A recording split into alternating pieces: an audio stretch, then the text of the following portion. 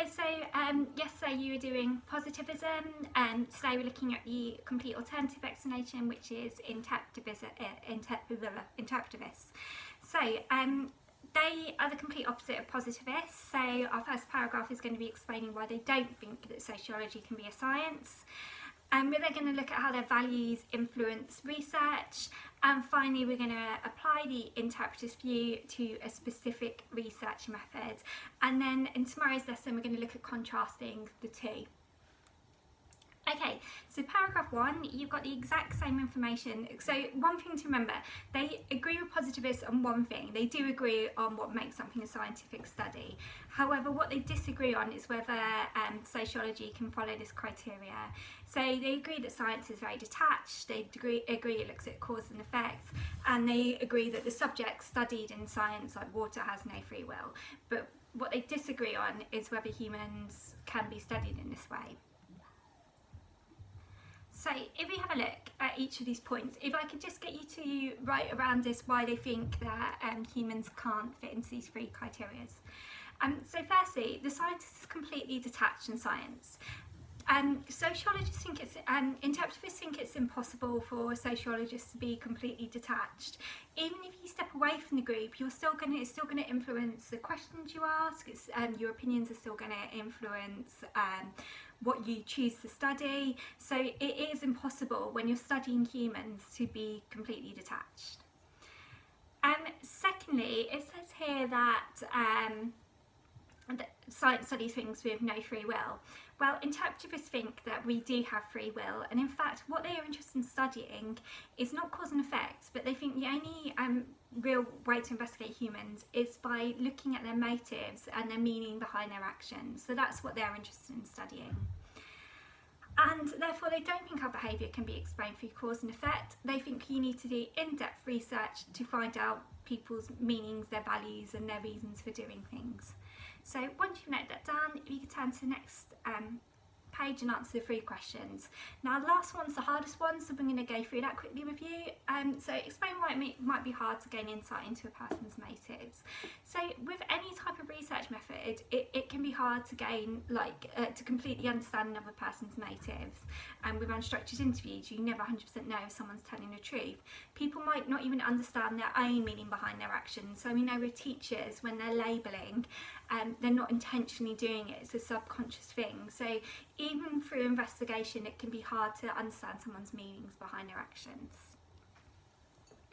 Okay, taking that a bit further to paragraph 2 then, we're going to apply this to the general rules of what they are interested in with studying research. Right, first, so we've used this key term before, which is Verstehen.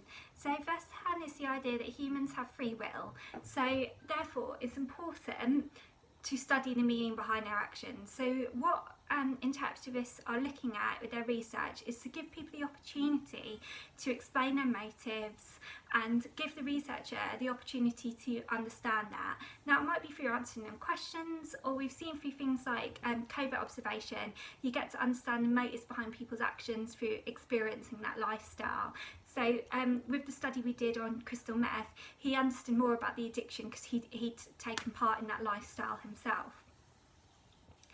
They were great grounded theories. Now what a grounded theory is a theory where you start off with a hypothesis, a prediction on what your results are going to be, and you either predict and you either prove or disprove that theory. They don't think it's right to start off with a grounded theory because they think that it's kind of the sociologist with having very little knowledge is coming up with this prediction. Instead, they like research methods where the sociologist builds their knowledge and understanding through their research, and they feel that gets a deeper knowledge. So if you remember with questionnaires, the researcher sets out their questions, it's inflexible, once it's been sent out you can't change it. However, with unstructured interviews, with covert observation, if we take the example of that's the study on crystal meth, he started off wanting to understand the experience of poor people in America. However, when he went in, he found out a lot of things he didn't already know about, like drug use, and decided that that was more important thing to study, and that's where his research took him. So they prefer to use research methods that allow you to kind of develop as you go along, as you gain more information. And thirdly, they don't like a hierarchy of researcher and participant. So if you like think with structured interviews, there is that hierarchy because the researcher is dictating the questions and how they're answered. But with something like an unstructured interview, the participant has more power. They can guide where they want their research to go. They can take control of how they answer questions and what they answer. So they don't like that hierarchy. Now we're going to take this a bit further. So we've got interpretivists. They we know what they like. Feminists prefer to use interpretivist methods, but they take them a little bit further because not only do they use these methods in terms of giving people more of a voice and more power, they actually aim for their research to help women. So it's taking that interpretivist view and just taking a little bit further. So what I've done is I've given you an example of Anne Oakley's research. If you could read through that and then answer the 5 questions that go with that. So explain why it's not a grounded theory, explain how she helped the women, explain how it allowed births to happen. If I get you to answer those questions, again, email me if you're not sure. Okay, and finally, we want to apply this information to a specific research method. And this is where you've got the freedom to write about what you feel more comfortable, because documents, unstructured interviews, covert observation, overt observation all fit the criteria of interpretivists. So if I could get you to explain how this method develops first hand, try and use the key term rapport within that. Some of you need to be kind of building up those key terms a bit, so try and use the term rapport there.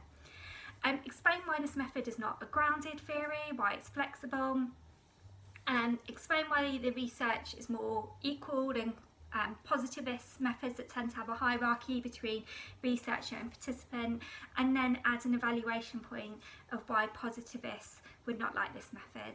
Again, if you're stuck with anything, let me know and drop me an email. The 10 markers I've got are really good. I'm still waiting on a few, so hopefully I'll get some more of those soon. See you all later, bye.